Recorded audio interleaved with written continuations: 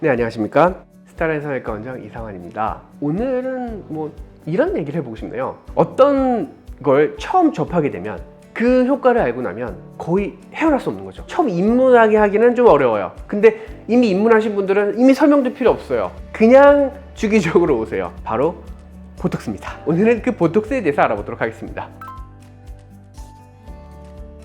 신경 근육이 이렇게 있으면 신경 말단에서 무슨 물질들이 분비가 되면은 그 근육이 그 물질을 받아들이면 근육이 움직입니다. 이 보톡스는요, 신경 끝에 가가지고 이 물질이 분비되는 걸 막아버립니다. 물질이 못 나오니까 근육이 안 움직이는 거예요. 보톡스를 맞게 되면 이 부분에 긴장도가 풀리면서 근육이 풀립니다. 이런 식의 치료적인 영역으로 쓰기도 하고요. 이런 부분들에 있어서 편두통이 심한 사람들, 근육이 과긴장으로 인해서 그 부분을 눌렀을 경우에, 보톡스를 놨을 경우에도 치료가 됩니다. 이마 근육, 그 다음에 미간, 눈가, 그리고 입가라든가 너무 인상했으면 사실 인상도 세 보이고 나이 들어 보이잖아요. 그런 부분들을 막는데 저희는 많이 쓰고 있죠. 그렇게까지 추천하지 않는 부분은 입가 주변이라든가 아니면 팔자에 맞는 보톡스입니다. 대칭을 맞추기도 쉽진 않고요. 그리고 맞춘다고 해도 효과 자체가 그렇게 오래 가진 않기 때문에 정말 선택적으로 원하시는 분들과 충분히 대화를 하고서 그래도 필요한 분들에게만 맞추고 있습니다.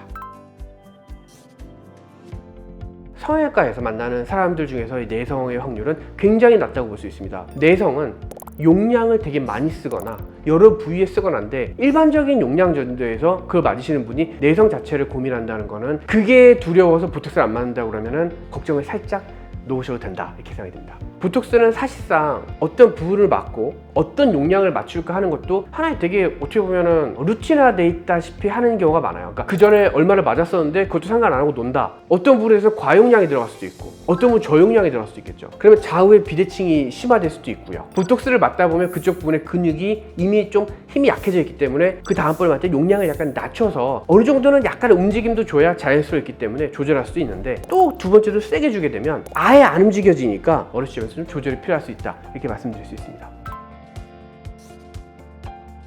3개월 지나고 나면 대부분 효과가 떨어졌다고 느낍니다. 모든 사람들이. 어떤 근육을 많이 쓰면은 3개월, 4개월 차에서 한 번 더 맞을 수도 있고요. 턱 근육 같은 경우도 너무 근육이 죽었으면 오히려 맞는 게 아닐 뿐입니다. 보톡스를 놓는 의사 선생님하고 상의를 해서 맞아야 될 부분도 좀 맞을 수도 있고 조절이 필요해서 3개월과 6개월 사이다, 저는 이제 이렇게 보고 있습니다.